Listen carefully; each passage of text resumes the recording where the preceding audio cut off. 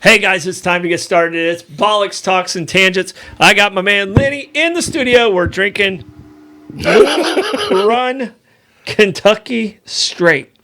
Blue Run Kentucky Straight. Bardstown, right? We've opened this before, but it must be so good we drank it and we forgot about it. That's how good it was. Because I don't remember it, but have you already sipped or I haven't sipped? No, I'm ready to go. Okay, let's sip it up. I got more in my mustache than I did in my mouth.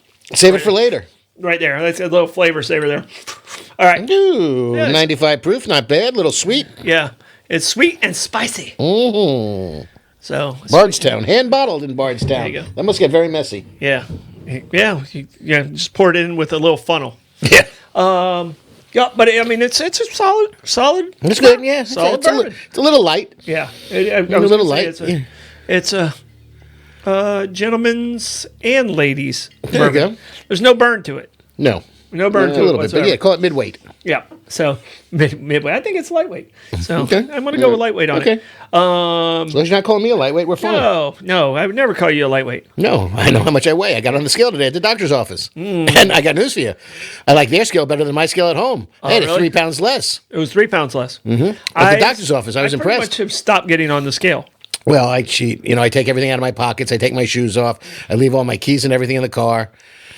I only weigh myself naked. I know that's a I do that in the morning. I know that's a horrible visual for everyone out there, and now you've thrown yours in there too. Now they're really scared. Now they got both of them locked in. Now they're just quivering in a corner someplace. So, poor audience. I only weigh myself at home, and it's pretty much. Should I weigh myself before I go into the shower or after I go in the shower? I do it after. Do I absorb any water? I know it doesn't get caught up in my hair. It depends on how dirty you are. You could be washing off pounds of dirt. Oh, I don't think I've ever gotten that dirty since I've been in my 50s. Okay. So there's probably times before then. But I do it after the shower. It's my ritual. Okay. Shower, weigh myself, jot it down, and keep a record. And you do keep a record? I do. Yeah, I write it down every day. Yeah. Which is, I can tell if I have friends in town or we go out to a nice meal, I'm up 2 pounds, and then the next day I'm back down a pound. Mm-hmm. So. Yeah. No, I last year and a half, I went from 155 to 170 pretty quick. Wow. Yeah, pretty quick in a year and a half. That's a lot of weight in a year and a half. So, if I could get to 170 without having to cut off my left leg, I'd be a very happy man. Yeah. Well, I mean, I was locked in at about 145 for about 25 years. I would be feeding you crackers just to keep you healthy. Yeah. So, and then I stayed at like 150 for a while, and then I had a very stressful part of my life, and I dropped down to 138. And I looked like I was going to die.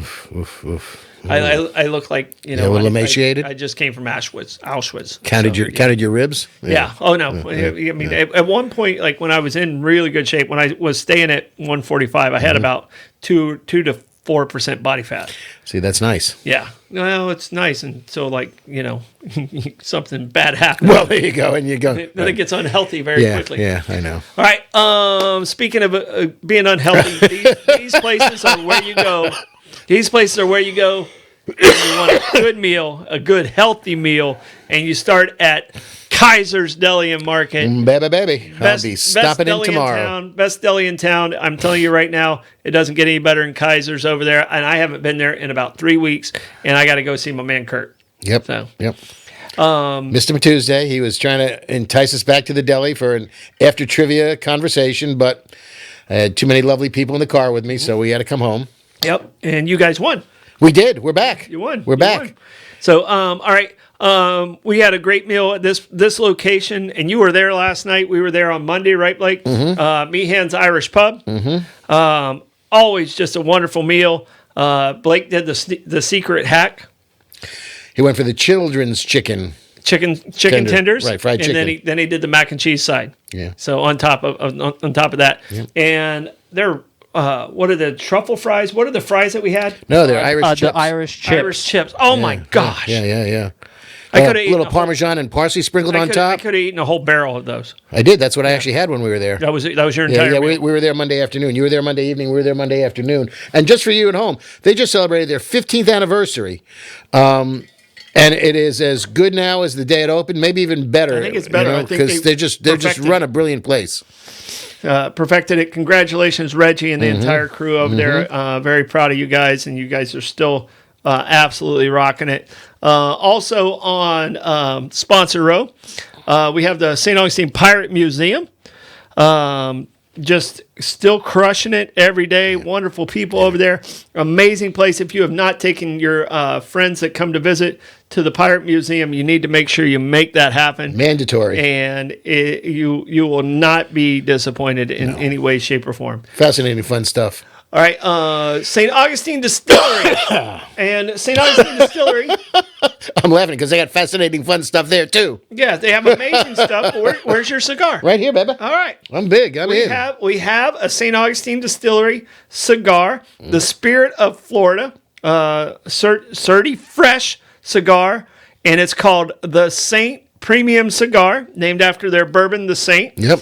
And it is by Rocky Patel. Who's a good cigar maker. He is an excellent cigar maker. So congratulations. If you want to try a St. Augustine Distillery cigar, get over there. They have these in the gift shop over there. Very nice. And I'm excited to try her out. This is not, as my friend would say, a dog walker. This is a real live cigar. I could hit 300 with this thing. A dog. Yeah, really. A dog walker is one that you take your dog for a walk, like a little Robusto or something that you can get in a good dog walk. Yeah, this one would take a little more time. This is pretty. This is more of an Appalachian Trail. There you go. So no, that's or 18 holes. That's a big one right there. Yeah. So I didn't. Do you smoke cigars when you play golf? Yeah, but what I also do is I also have Julie got me a cigar holder for the golf course, which is it's a combination divot repair, ball mark repair for the green, and then a bed to put your cigar on, because you really don't want to drop it on the ground and pick it back up because all the fertilizers they use on the golf course. Yeah. So you need to keep your cigar off of the ground. Grow a third arm or something. Well, that might help my golf game. Yeah, it might. So in a lot of different ways. All right. Definitely last but not least, these guys right here, Abear Kresge and Associates, the best accountants in town. I talked to Billy today, just a wonderful guy. We had a good laugh. Trying to get him come back to trivia. He took care of Walking Man for this year, the filing of it and everything. Nice. So appreciate them and everything they do for us. And he also took care of Coquina Coast Realty, nice, which is our next sponsor. Right. And if you sorry. Pardon you. Blue Run just ran right out. Whew. Like, how did that sound on in the microphone? Disgusting. Okay, sorry. Okay, good Sorry to know. about that. Yeah. Sorry about that. That one just slipped on out. But Coquina Coast Realty, if you have any commercial needs, residential needs, any of those items, give me a call at 904-669-7901. That's 904-669-7901. Okay. All right. I want to circle back to one of our sponsors on Sponsor Row, because I can't forget my peach whiskey makers, Citygate Spirits. Oh, yeah. We started talking about love them a cigars lot. and I got Exactly. distracted. I know. I got distracted. I know, but I will not forget about that peach whiskey, which goes great in iced tea. But now I got to put it in like an Arnold Palmer. Yeah. Lemonade. Yeah. You got to try it for out. sure. Yeah, but we'll say though that your burp definitely sounds a lot better than Mike trying to defend Trump. Oh, okay. Well, the defense of him is. I'll just sit over here and behave myself right about now. Yeah. Okay. Yeah. We're trying not to go.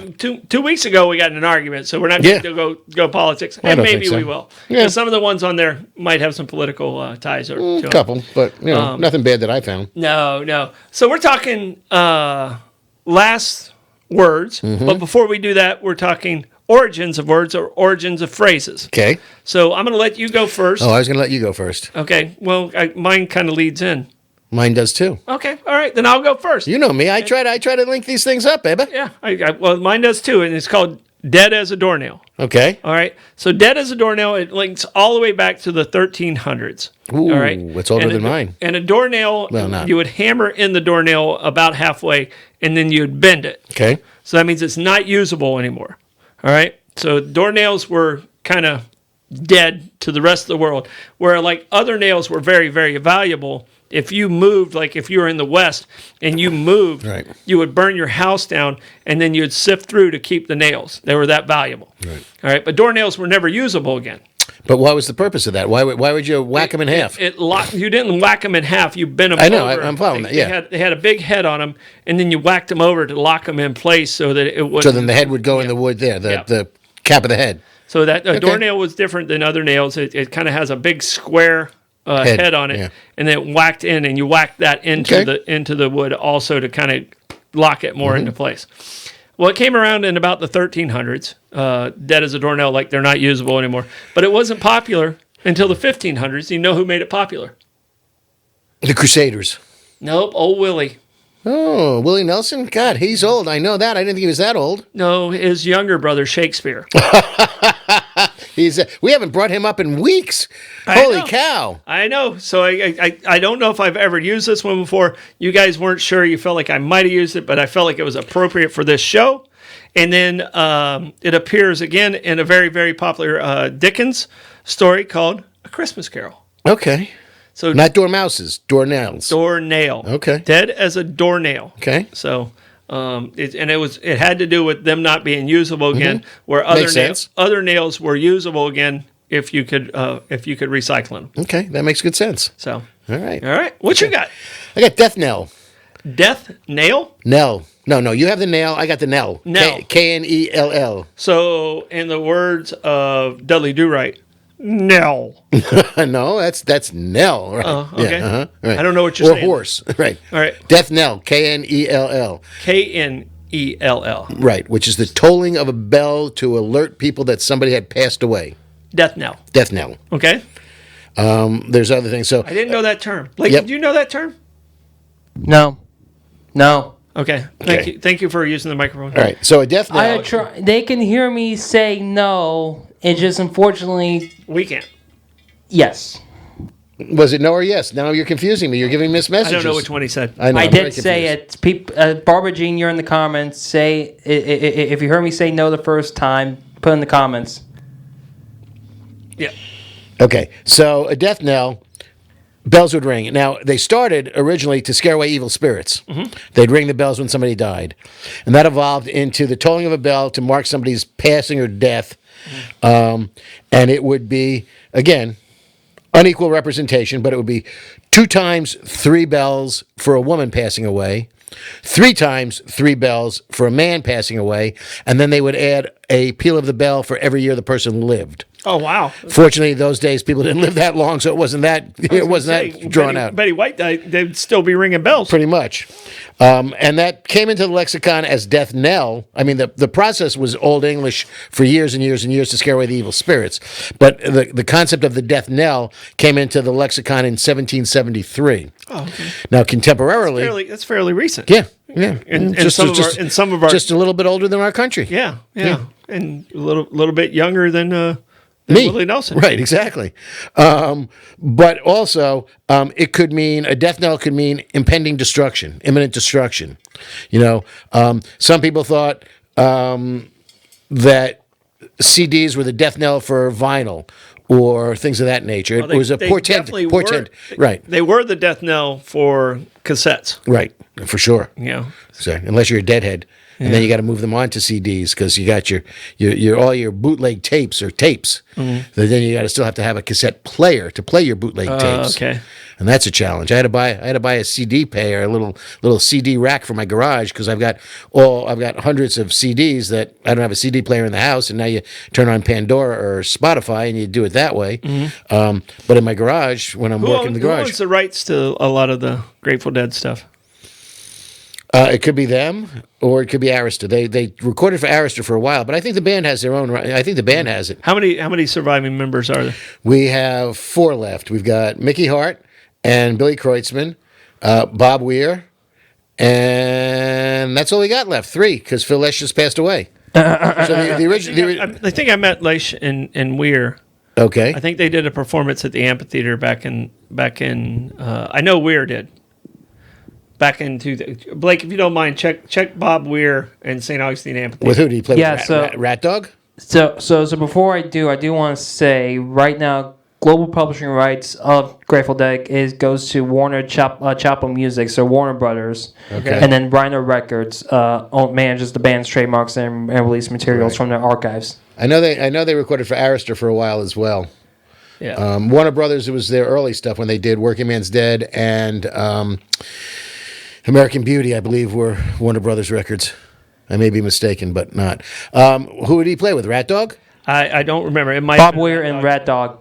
Sorry? Did you find it? Bob Weir and Rat Dog. They were supposed to be performing August 24th in 2014, but they canceled that. There you go. They did cancel. See? Okay. Yeah, All right. I would. I think they were there earlier though. 2014. That was just before we got here, too. Yeah. Yeah, he would do Stide Piece. He could have him in with Wolf Brothers. That'd be perfect. They played down in Fort Lauderdale, and I think, and we could probably get him. Talk to Gabe, see if you can get him, because I think he winters in Florida because he does a lot of New Year's Eve stuff around Fort Lauderdale. Okay. So let him drive up. Okay. No, I'm pretty sure I remember meeting Bob Weir at some point. Yep. It had to be before 14 because I've been at the amphitheater since 2012. Right. So. Damn. July 19th. July 19th, 2009. Okay. Okay. All Well. right. Okay. Yeah. So I had to be. Which band? Rat Dog. Okay. Rat And Dog / Mo. Okay. And Mo. I didn't know Mo was around in 2009. And That's who's the impressive. gentleman who just passed? Phil Lesh. Was Phil Lesh with him, or do you know? No, he's not in Rat Dog. Rat Dog was one of Bob Weir's spin-off bands. Phil Lesh didn't play in Rat Dog. Yeah. So Phil Lesh, Phil Lesh would have been with? Phil Lesh. Okay. Phil and Friends. Phil didn't start. Yeah, he would play. Okay. He would play in his Turtle Crossing in the Bay Area, but he didn't start doing that until much later, I don't believe. Yeah, and you're he didn't have side projects as much as Bob Weir. On the hippie music side, you're way ahead of me. But I knew I'd met Bob Weir. Right. So I remember people I met. So I knew I met him. yeah. So I knew he had to be there before 2012. All right, Thank you, Blake, for finding that. All right. Let's see if you remember your bands. Who played on October 11, 2009? As a hippie man? It can be any band. I don't think he was here yet. When did you get here? 2009. We got here in 15. We've only been here 10 years. But no. Guess the band that played on October 11, 2009. Was it a hippie band? No. Okay, And that's impossible to do. There's what's the significance of October 11th, 2009? Yeah. Who was it? Third Day. Third Day? Okay. Mm-hmm. I don't even know who that is. There's significance to this that I'm not appreciating. What's the significance of that? Nothing. Okay. Oh, well, for those of you playing at home, well, okay, thank you very much. I feel better. Throw out a random date. I don't know. I mean, I talked about Kid Rock today, and I don't even know exactly what when day he played. I know he was in. I'm pretty sure he was in 2008. October 3rd, 2008. Yeah, and it was like the one that really changed everything for us. Yeah. So I knew it was 2008, but that if you had to nail me down to even a month, I don't think I would have nailed it down. The caliber of the bands that play there for the size of the amphitheater that it is phenomenal. The calendar that they put up every year. I mean, you're talking, as you call them, hippie bands or jam bands. Mm-hmm. You've got a lot of country. You've got comedians, and you've got high-end comedians at $100 a seat. Good for them.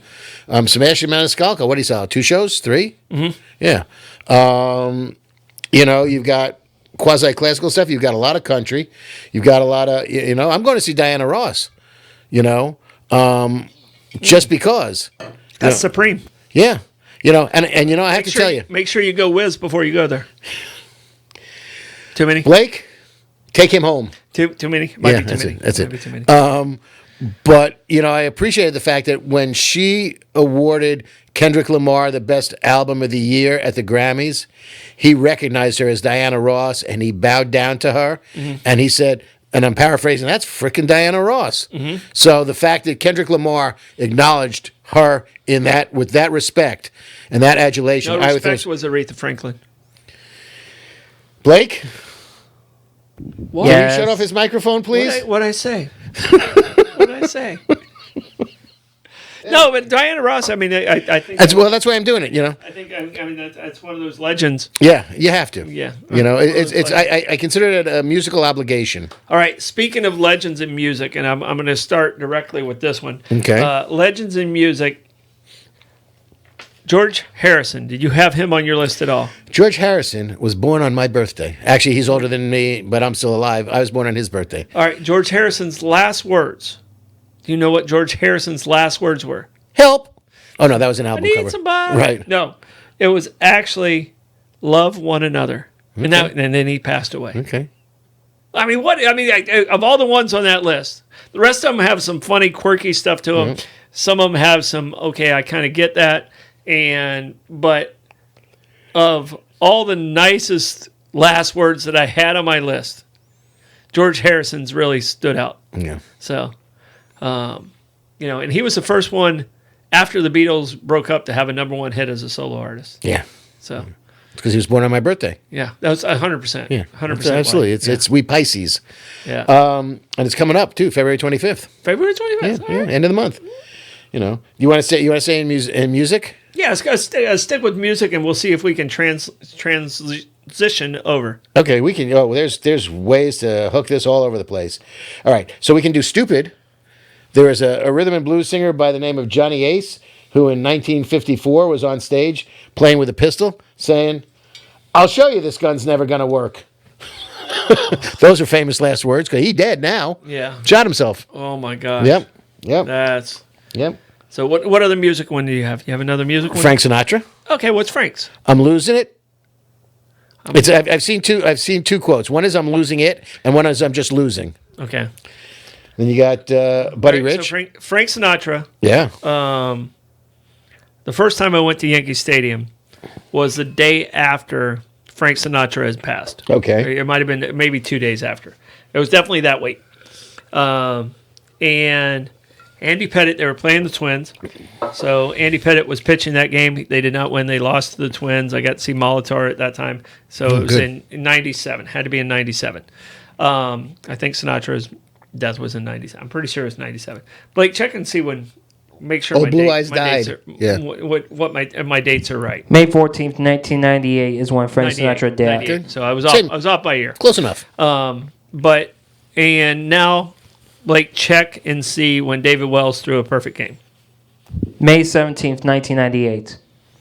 Okay, 2 days later, the perfect game. Okay, so I was 2 days early before the perfect game. I got caught in traffic. There was a parade in New York, and I was coming. I was running a huge tournament, like a Northeast tournament at Mitchell Field. Yeah. In Long Island, Nassau. Is it Nassau? No, it's in Brooklyn, actually. Mitchell Field. Yeah. No, it's in Long Island, but it's still Brooklyn. Brooklyn is Still on Long considered- Island. Still considered Brooklyn at that point. Yeah. I mean, people consider Long Island, Nassau, and Suffolk County. They don't believe that Queens and Yeah, Brooklyn are I part know- of Long Island. I know it comes Yeah. across there. Yeah. So it was still Brooklyn. It's where Mitchell Field's where Lindbergh took off. Yeah, from. Floyd Bennett Field. Yeah. Yeah. Lindbergh took off from. And Did he take off from Floyd Bennett Field from there, or did he take off took off from from Mitchell. He took off from Mitchell. Roosevelt Field? Yeah, Blake, can you check that? I know the Goodwill games were held in the stadium right there where I did the softball tournament. Yeah, they built a beautiful, beautiful athletic complex there. I did too. Yeah, and that's the softball complex where I ran. It was about a 120 team tournament. Yes, so around the corner from where John Gotti lived. Okay, so where did Lindbergh take off from? Wait, hold on. Which one? So you want me to look up the location? I know you want me to look up the location of the Goodwill guns. You want me to try and find like where the softball games were held in? No. I want you to look up Lindbergh because that's where we're having a controversy of where that was. Right. At. I don't remember if it was what became Roosevelt Field or whether it was Mitchell Field, named after Billy Mitchell, which is also Floyd Bennett Field now. Yeah. Mm-hmm. So the Goodwill games, I think, were in 98. 98. Well, I think they were earlier. 1998 Goodwill games created by Ted Turner. Yeah. It was held from July 19th to August 2nd. Okay. I feel like there was one before that too, but I mean, they might have been building the stadium at that time because I was there in May. Yeah. But either way, getting back to Frank Sinatra. Yeah. As you leave a Yankees game, at that time they played New York. Start spreading the news. And everyone was bawling Yeah. as I was leaving, and I was at the game all by myself. I was traveling. I was doing this tournament, working for a company called Triple Crown, and I was like, wow! It was one of the most intense moments at a sporting event that I've ever seen. The only one I think that really topped it. Mike and I went to the Jaguars game, the first game they had back against the 49ers after 9/11. September 11th, yeah. Yeah. And that was probably the most intense and really where I was proud to be an American.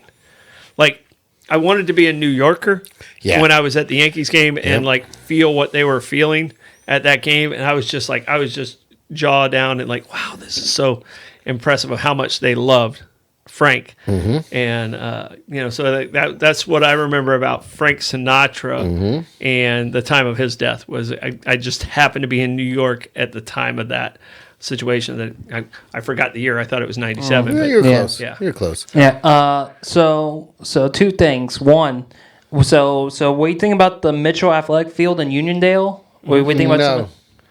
Okay, because that was used as a facility for the Goodwill games. Yeah, that's something that's different. Yeah, and secondly, why did they play the New York when the Yankees lose? Shouldn't it be Frank Sinatra's "That's Live"? Good point. Okay. And also apparently I did look at some research, and apparently they originally played the Liza Minnelli version of New York when they lost, but then Minnelli complained because she's a Mets fan. Baby, there you go. right, The Mets who just signed Pete Alonso?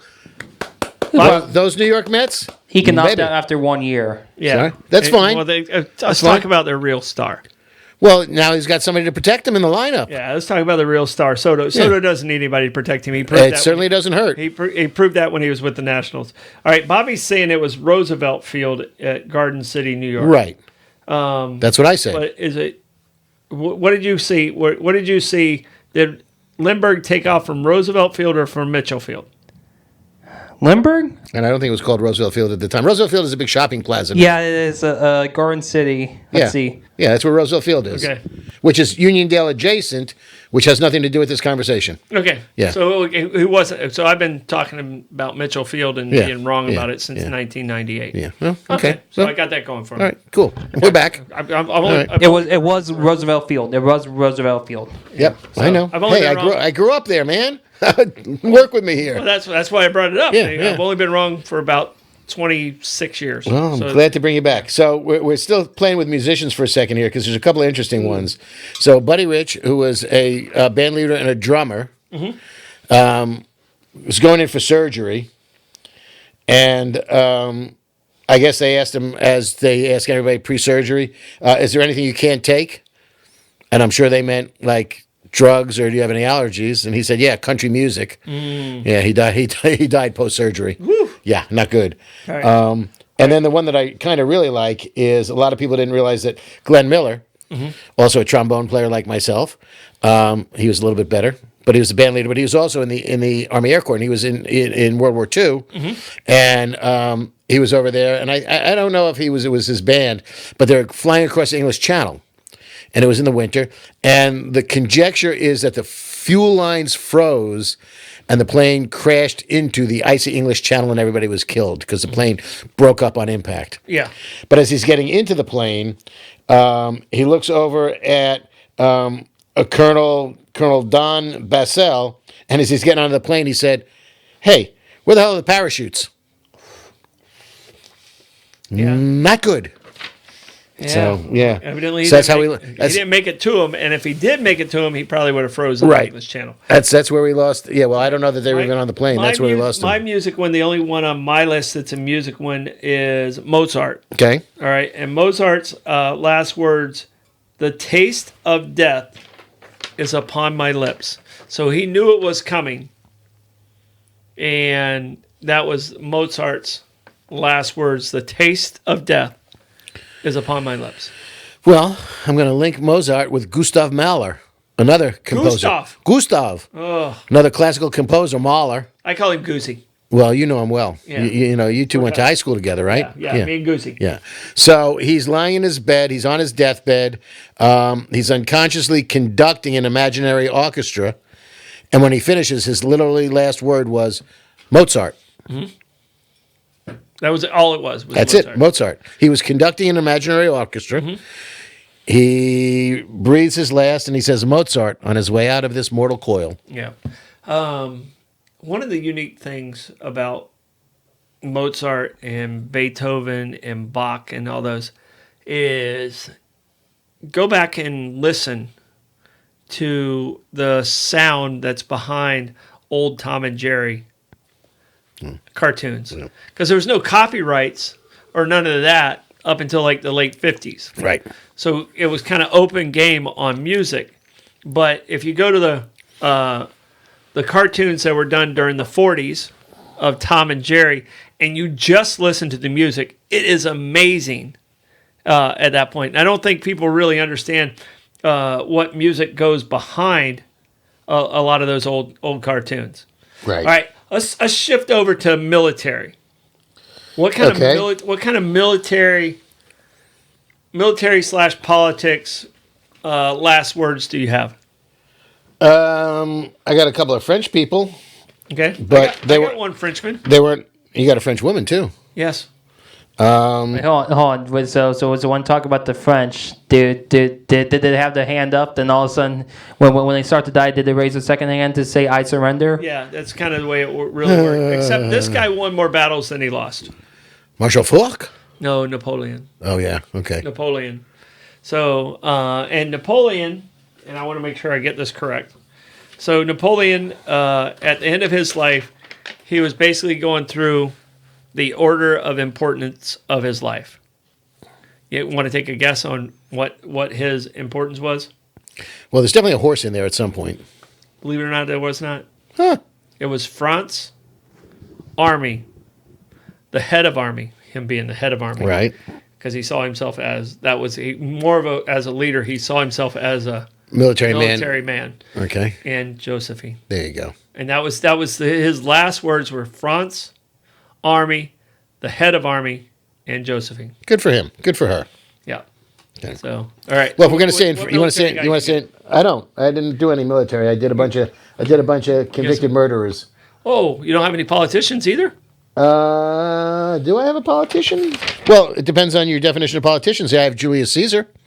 Some of the most famous, Definitely a politician. some of the most famous last words ever. That too? You got it, Brute. Yeah. Yeah. Too, Brute. Yep, that's it. But no, that's. Did you know Julius Caesar couldn't whistle until he died? Bad dad joke. I'm not going to even justify Bad this. dad joke. I'm not even sorry. going. I'm not even going I'm to. apologizing to all you guys out there. Sorry about that one. All right, I'm going to run through some of my politicians and then we'll move on because I thought you had a couple of politicians. No, Then we'll go to murderers. Right. No, I've got Marie Antoinette as you do, and then Thomas de Maillet, who was trying to get them out of there, and it didn't work out so well for him. All right, I got to do General John Sedgwick. You have any idea who General John Sedgwick is? Edie's great grandfather. May have been, but I don't have that in my notes. Okay. He was a Union general I don't even recognize the name. during the Civil War, and there were people shooting from a long distance away, and he was making fun of his soldiers for ducking. Somewhere the big schmuck is lighting up on the scoreboard. Right before his demise, he says they couldn't hit an elephant from this distance.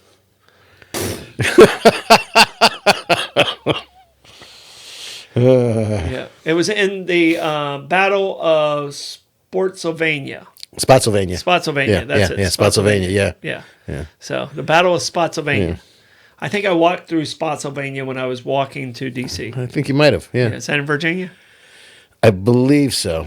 Blake, It's a weird name. I don't think it's it. Spotsylvania County, Virginia. Yeah, okay. There you go. Yeah. The Battle of Right on your Spotsylvania. way. Yeah. Okay. So it was right on the trek of where it was. But I mean, how do you think his guys actually went? Did that just happened? I think his guys just went that way as soon as it did. Said, he's dead, let's go. I'm going to keep ducking. Right, exactly. keep Can I ducking. crawl my ass out of here? Yeah, so you may have been close to walking near where it happened because I think courthouse. I walked through Spotsylvania County. Okay, because you're right. Because Spotsylvania County is in the red marking here, and here's US 1. Okay. So you may have gotten in there. Yeah, I would have been on US 1 through Virginia for the most So part. so it didn't go through. US 1 didn't go through Spotsylvania County. Oh, it did not. Okay, did not. So I had to Did you I follow saw the signs. Did you follow the road while you were walking? Yeah. Okay.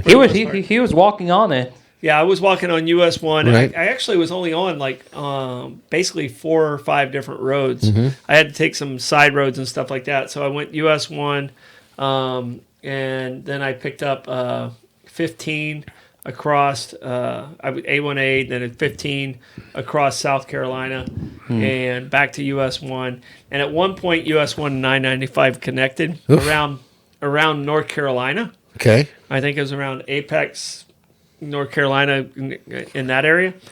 And I ended up being on a 8-lane major highway in a rainstorm. And Blake, can you see if you can find that area? I mean, your mapping skills are amazing. Yeah, How long let's did this see. trek take you? Let's It took me see. 39 days. Okay. You My were. feet grew through 2.5 sizes.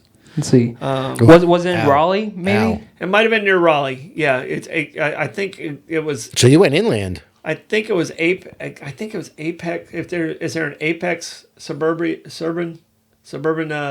Let's city see. around Let's there? see. Apex, North Carolina. You are in South. So basically, you are on. Basically, US 1 goes into. Let me pull up a map here. Davey. US 1 goes into. Hi, Davey. 64. US 61 that goes into I-440. Okay. I was on a major highway in that area, and it was an incredible thunderstorm, and a highway patrolman pulled over and said, "Hey, you can't be on this road." And I was like, "I'm sorry. You just turned in." He was like, "I was on US 1. Right. I turned into this." He's like, "Yeah, I know it happens." And he actually gave me a ride to the There you intersection. go. All right, that's nice. So I was like, It's just, right. Better to give you the ride than to have to write up the results. Dude, Good. That's better for all of us. Hold on. Who's in the backup car that could have picked you up? your uncle. So Anthony was my support guy. When did you do this? How old was Anthony? Anthony was in college, or maybe fresh out of college. So it would have been. It was in 2012 Okay. when I did the walk. Blake probably did about 30 to 40 miles with me. My friend Jeff, I don't know if he's watching. He usually watches. Did probably close to 100 miles with me. And Blake was probably second after Jeff on doing 100 miles with me. But I had support vehicles with me. Mozart Ford was one of my sponsors. Nice. They provided me with a Ford Escape. And I always had them ahead of me instead of behind me, so I could walk to them, get whatever supplies I need. Got a great photo of redo you. my backpack. What was that? Got a great photo of you. Oh, there you go. There you Yeah. go. Walking with Troy, or Walking for Autism. But I still have an active Facebook page called Walking with Troy. And it was an amazing adventure for those 39 days. I'm But sure. I don't think I would have made it if it wasn't for FaceTime. Okay. I was able to see the boys only once during that time. But with FaceTime, I was able to see them almost every other day, or on a regular basis. Right. So I can tell you right now, that was probably the hardest part, is being away from the boys. Because 2012, like you would have been what, 12 years old? I would have been 11. Huh? 11 years old. And it was during. I can tell you this. It was the time that the Daytona 500 was canceled because of rain. Is the day I took off. Okay. All right. Daytona 500 was canceled Right. because of rain. So I started my journey in pretty much a torrential downpour. Mike So you started off wet. Mike and the mayor of the city of St. Augustine Beach both walked with me the first day. So those guys kind of got me north of town on my very first day. That exact same day, all right? So 2012, that exact same day, I walked 18 miles that day, all right? And then I got home, because I was able to drive back home because I would stay in hotels at night, and then I put a little American flag down from wherever my pickup point was, and I went the next trip. That exact same day, I walked from my house to the White House. I went to the All-Star game in Orlando. All right, and our seats For what sport? basketball. I was going to say. So Blake, what was the exact day? 2012 All-Star game, 2012 Daytona 500. Well, Daytona 500 is usually in February. Yeah, It's let's February like 25th or something. Yeah. Oh, my birthday, George 2012 Harrison's. NBA All-Star again. That's February 26th. February 26th. And I got there. I was able to get to my seat, and then I sat for 2 hours. Now, you got to remember, I walked 18 miles that day, and now I've driven to Orlando. I couldn't get down the stairs. What I learned that night is the best way to walk downstairs when your thighs are on absolute fire is you walk down backwards. Yeah. And it was the only way I could get down. And people were looking at me like I was absolutely insane. You know, we're talking 20,000 people leaving all at the same time. And they're like, what is this guy doing? And I had to walk down backwards because my legs would not allow me to walk down the steps forward. Yeah. So, but it was an amazing trip. I got to see and meet incredible people. Blake got to spend a lot of time with us. We had a wonderful time when we got to D.C. I actually got to D.C. a day early. I only ended up walking the last day because I had to wait for my family to get there. And we only walked 1 mile into D.C. To make it into where the White House was. Okay. So it was kind of cool. It was pretty amazing. I walked through. I got hit by a tornado. I had to lay down in Daria, Georgia, In a ditch? in a ditch and watch it go in front of me about probably a half a mile in front of me. Probably frightening. Yeah, it was. There was a pucker factor there. I'm sure. I'm laying in a puddle of water and just kind of. I had a complete rain suit on. Okay. But it was pretty intense. Okay. And my person who was my volleyball partner at that time, Bill, he goes, "Where you at?" I was like, "I walked past you like an hour ago." He goes, "I didn't even see you because it was raining so That hard, yeah. It was raining so hard he never saw me. So that could have been my last words. Oh shit. Yeah. So And W was president? 2012, that was Obama. Yeah, it would have been Obama. Obama was in by then? It was Obama. Yeah. It was September. It was 20. Oh, that was the election was in November. Yeah. Oh, he went in 09. Obama went in 09. Yeah. So. Oh, I'm conflating 2011 with 2001. Here, Pay so- no attention to me. So basically, numbers. so history lesson. So I believe 2008 it was Obama beat John McCain. 2012 it was the start of the primary season, I believe. So Mitt Romney. Mitt Romney eventually won. Just out of curiosity, did you happen to run into like any rallies during the time of the walk? Oh, in Georgia, I was walking through this beautiful park, and I think it was in Brunswick. In Brunswick, Georgia, I'm walking through this beautiful park. Wonderful, nice people. Just incredibly super nice people. I didn't know it was a political rally. Yeah. And I'm walking through, and I'm a pro-choice guy. And I was walking in the middle of probably 500 people that were pro-life. And I had to figure out how to get away from the rally without offending anybody. Because they had organized, and here I am, this one guy with a walking stick trying to get the word out about autism. Completely different message. But they were super sweet. I probably walked with them for like a mile before I realized what you were doing. What the rally was all about. So you accidentally walked through a March for Life rally. Yeah, I actually participated unknowingly in a pro-life rally. So, and I bet I walked 15 to 20 minutes with them through it was a beautiful park in Brunswick. I believe my Uncle Steve was my, because I switched out my support drivers. Because, 40 days is a lot to ask for somebody to stay with you. So I had switched out my support drivers. And my Uncle Steve was my support driver. And he was dying laughing when I told him this story.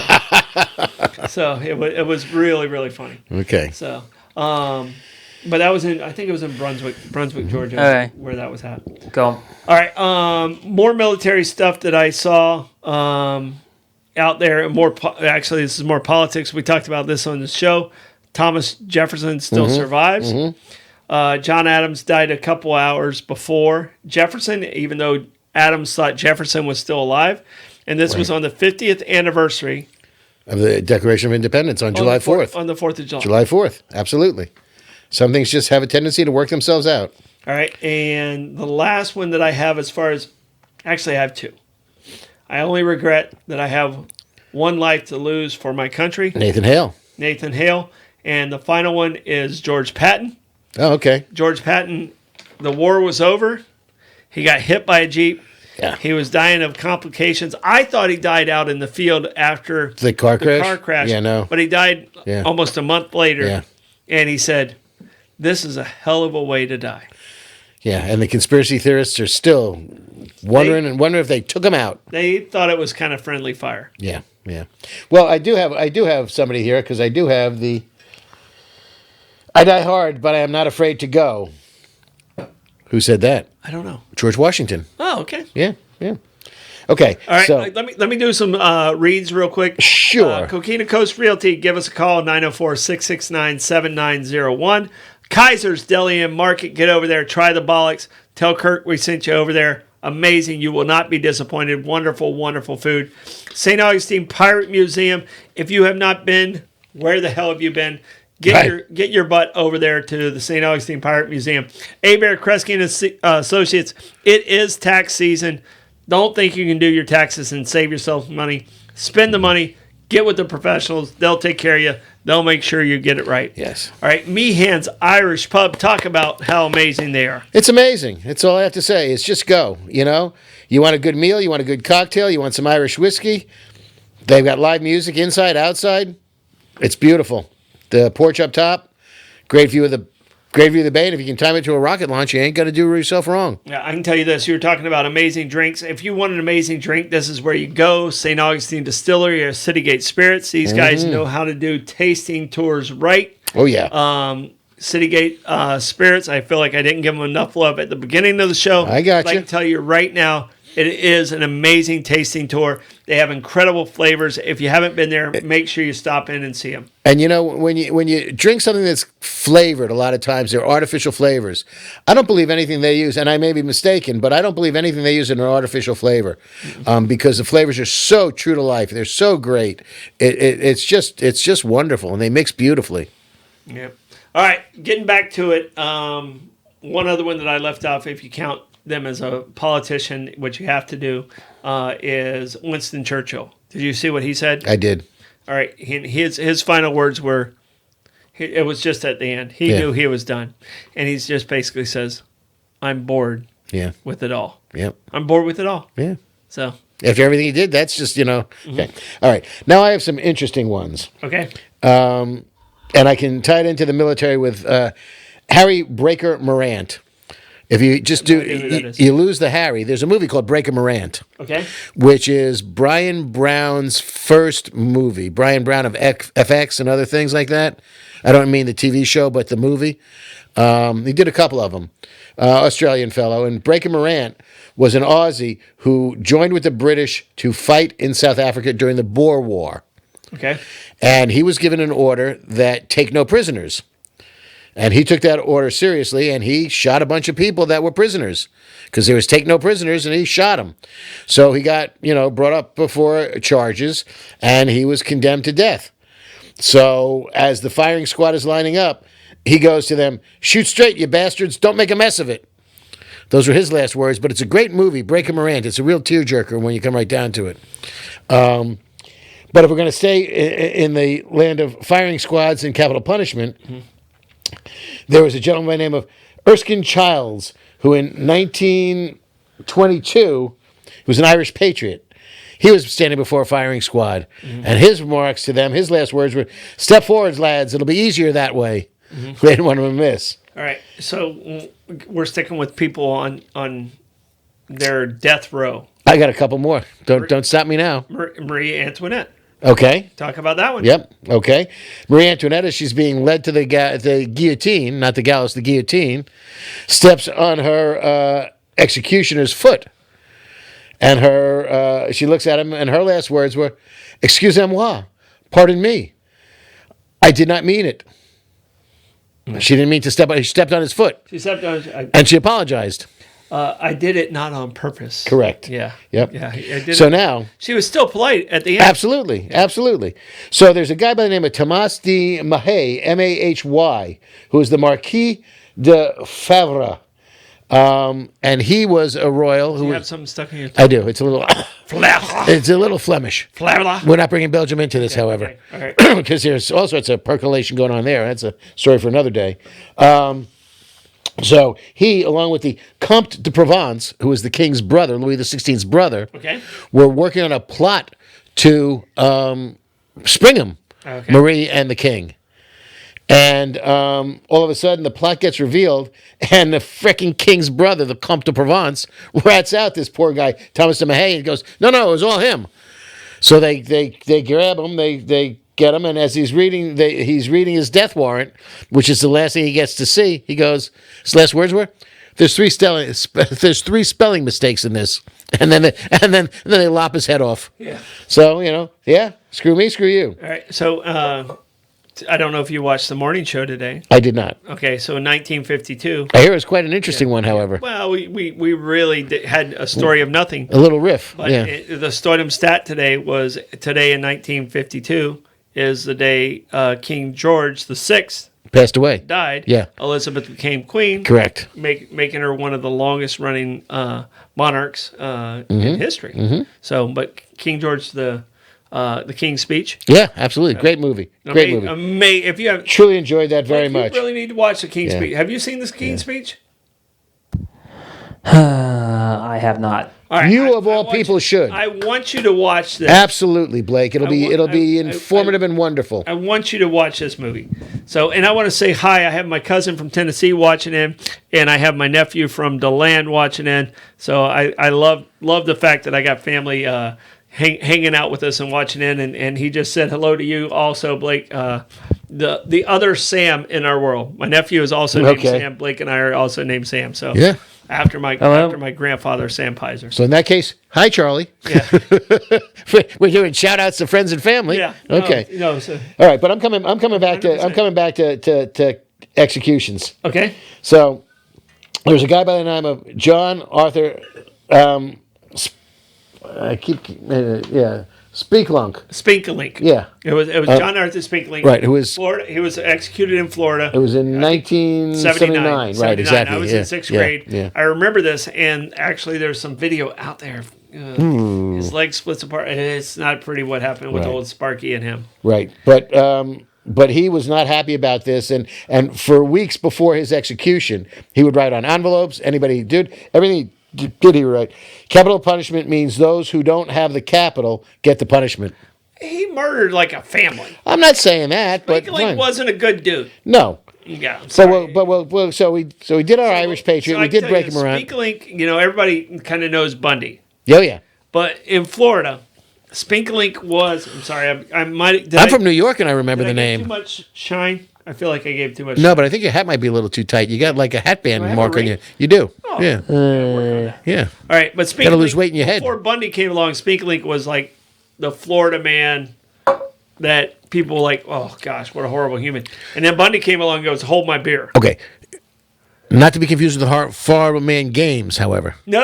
Okay, you just need to make that clear right now for my friend Pete Melfi. Yes. The Florida Man Games have nothing to do with the Florida Man Arthur Spinklink. Florida Man games are amazing, wonderful, and if you haven't bought your tickets, make sure You better. It's coming up soon. It's less than a month away. But I can tell you right now, Spinkalink was considered a demon. Yeah. In '79 Yeah. here Yeah. in Florida. Yeah. So, All right, but we'll lighten it up a little bit. okay. So, what was his last words again? His last words were capital punishment means those without the capital get the punishment. So, all right. So it's not like it's his attorneys did a bad job and he got railroaded. By the way. Yeah. Okay. right. So there was a gentleman by the name of James W. Rogers who in Utah, and it's funny Not to because be confused with Steve Rogers. no, Captain America. not Captain America. Okay. By the way, we now have the Falcon is now the new Captain America going forward Yes. in the new Hulk movie. The new Well, Captain that's who he America gave the shield to. Yeah. Well, and now, but Captain America can fly now. Yeah. Ooh, 'Cause it's very Falcons exciting. Could always fly. Right. So James W. Rogers, and it's funny because I was going to look up to see what Gary Gilmore's last words were, because he was Norman Mailer wrote the Executioner song, and he was shot by firing squad in Utah. But James W. Rogers was killed by a Utah firing squad, and they asked for his last request, and he said, "Yeah, bring me a bulletproof vest." That's pretty funny. Yep. That's a good response. But I got the best of them all. A guy by the name of James French. He was convicted of murder in Not 19... Mr. French. No, again, not Mr. French. Okay. James French. Okay. Was convicted of murder in the 1960s, and he was off to the electric chair. So his last words were, "How's this for a headline? French fries." Oh, perfect. And that was he came up with that all by himself. Yeah, that's perfect. That's a perfect. I'm headline. kind of partial to All that right, one. so and Blake works in the sports department at Flagler, and I played baseball at Flagler, and we had a pitcher named Kevin Gross, and he actually was my roommate for a couple years, and not a couple years, for a couple months, and then they asked me to move off campus for some weird reason. I don't know why I was asked to move off campus. I do know, but I'm not going to say. But I was asked to move off campus. But Kevin was my roommate. His name was Kevin Gross. Okay. We had a third baseman. His name was Greg Smell. They both had a really good game. All right? The headline reads, I see where this is Gross going. Smell wins game or dominates game for Flagler. They didn't even say wins game. And it's Gross Smell dominates game for Flagler. And I wish I'd have kept that Get that. headlines. Because they're both friends of mine that I played, teammates of mine, and I thought that was probably one of the funniest headlines I've seen. Well, I'm thinking that, in staying with the topic of dead people, the newspaper's morgue should have that headline, that paper. You should be able to get a copy of that. Yeah. So, No, because that's what they call the repository for the old papers is the morgue. yeah. Well, and I don't know, you weren't here. No. So when we did 100 years of the St. Augustine record, Okay. they screwed up the headlines on the front page. They screwed it up. It was supposed to read 100 years. And Blake, if you can find this, I think it's still out there on the web there. If you can find 100 years, it was supposed to read 100 years of public service. Oh dear. Left out the L? They left out the L. It went to proof. It went to everybody else. And it went out to the public. And that just shows you 100 years of pubic service. right. Your brain works different than your eyes. Yep. Yeah. Because you knew what you wanted to read. Right. But that's not Yep, how it really yep, works. yep. All right, I have some fun ones here. I have 3 left. Good. I'm going to save mine. I I'm have- going to save mine for the last then. All right, I have Jack Daniels, DiMaggio, and Steve Irwin. Okay. All right, which one do you want? I'll take them all because we got a couple of seconds. Okay, come on. I asked a question. That's I'll a just- Democrat answer right there. Fine, do I'm Steve- not going to give you an answer. I'm going to leave it up to you. Do and then Steve I'm gonna Irwin. blame you. I'm going to blame you for it. Do Steve Irwin. I'm hoping it's more than just ouch. Okay, it wasn't just ouch. And this one, Steve Irwin, a Crocodile hunter. crocodile hunter, tough son of a bitch. Didn't even get hit by a crocodile. He didn't get hit by a crocodile. He was in the boat and he got impaled by a giant, Ray, wasn't it? stingray, whatever you want to, manta ray, whatever you want to call it. All right, and he jumped off the boat. All right, and they were saying, "Don't jump off the boat." But He got stung on the boat and then left the boat? No. He was going to jump off the boat. Okay. And they said, "Don't jump off the boat." He said, "Don't worry. They usually don't swim backwards." But he didn't take into account the motion of the boat. Okay. And the boat happened to be moving faster than the ray. And when he jumped, he actually landed Oops. on the ray. And these rays they're not aggressive Oh. rays. He happened to land and he spooked the ray. And that's how it hit him right through his chest. Ow. And, here, a tough son of a bitch. Yeah. And just died way too early. All right, what you got, Blake? This was a tweet from the Miami Marlins during a little beef between the Tampa Bay Rays and the Miami Marlins. They literally just went in deep and said, "You're literally the animal that killed Steve Irwin. Log off." Oh, that's just cold. All right, so more fun. Okay. All right, keep going. More fun. We both love sports. Yes, sir. Joe DiMaggio, you know his last words. I saw him, but I don't remember. All right. Maryland? Yes. Could it have been Maryland? Yes. His last words actually were, "At least I get to see Marilyn." Okay. So he was married to Marilyn Monroe. Yeah. And, he through all her dark stuff and stuff like that, he still and never lost his love for Marilyn. The church where they got married in San Francisco in North Beach is, a space for people to take pictures and selfies. Yep, I finally get to see Marilyn again. That's good for him. The actual words. Gee, I wonder what Arthur Miller's last words were. I don't know. But this one's Joe, get out of the way. This is important to us. You got one more. There was three. Jack Daniels. Thank you. Do you know what it is? Cheers. One last drink, please. Good job, Jack. Jack Daniels, his last words were, "One last drink, please." All right, you got the last one. All right, Go good. ahead. All right, so Roald Dahl, who you reminded me today wrote for Playboy before he started. Did Charlie in the Chocolate Factory. And it wasn't. Did he do the Giant Peach? He did the Giant Peach. He did Matilda. And he did Chitty Chitty Bang Bang. Did he do? I don't think I knew he did Chitty. He did. Oh, absolutely. He did Chitty Chitty Bang Bang. Yeah, absolutely. Was he Willy Wonka as well? Yep. Okay. So he's on his deathbed. He got progressively worse. He had some very, very rare blood cancer. And he's in bed and he's fading. They did everything they could. And the blood cancer is now overtaking his body and there's nothing they can do for him. And he's in bed and he's fading.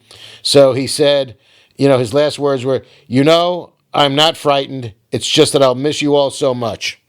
At which point he closes his eyes, and the nurse that was there with them gives him a shot of morphine to ease himself into his passing. Yes. And as she sticks him with the thing, his actual last words were, "Ow, fuck!" So she was trying to ease his pain. Right. And he popped She was trying to do the right thing. he pops his eyes open when the needle jabs him, and he goes, "Ow, fuck!" And those were his last words. Yeah. Here's a guy who's probably written some of the most important children's stories. Yep. Who also wrote for Playboy. Right. And his last words are, "Ow, fuck." But I couldn't think of a better way to there's end more this. people that end their worlds with "Ow, fuck" Right. than Yep. the other quotes that we've given. Yep. So just said that was brilliant. Here's a dark question. And it might be a little too deep for this, but what would you like your last words to be? He mattered. Yeah, he mattered. I mean, we can say that for you right now because you matter. You matter. My St. Troy over here, you matter very much. I don't know if I matter. To a lot of people in this community and the world, you certainly do. You do much good for the world. Well, there's so many things that need to happen, and hopefully I'm a part of that. Mm-hmm. But the most important thing for me is, man, I hope I was a good dad. Well, there you go. That's the one that matters the most. Okay. Yeah. There's a couple others. When you get a chance, look up Albert Hitchcock. Okay. Yeah. Well, He was an interesting one. Okay. I didn't write it down, but it was something to the effect that, I'm not really worried about this going into the afterlife. I don't know what's going on, but apparently the Catholics know, or I'm paraphrasing. Uh-huh. But the Catholics know. Well, the Catholics have some idea. Yeah. Well, I'm screwed. Yeah. All right, guys. I really appreciate you guys joining us. It was amazing. I saw some amazing people in there. If you would, please hit that share button. And go support our sponsors. We have a new sponsor coming in next week, we hope. Yeah, baby. Yeah, so that's a wonderful thing. We can keep doing this, but those sponsors are the reason we get to keep doing this. Thank you, Blake, for pushing all those buttons. Lenny, amazing job. Pleasure as always. Hopefully you learned a little bit. Hopefully you laughed a little bit. We're about laughing and learning. This is Bollox Talks and Tangents. We'll see you next week.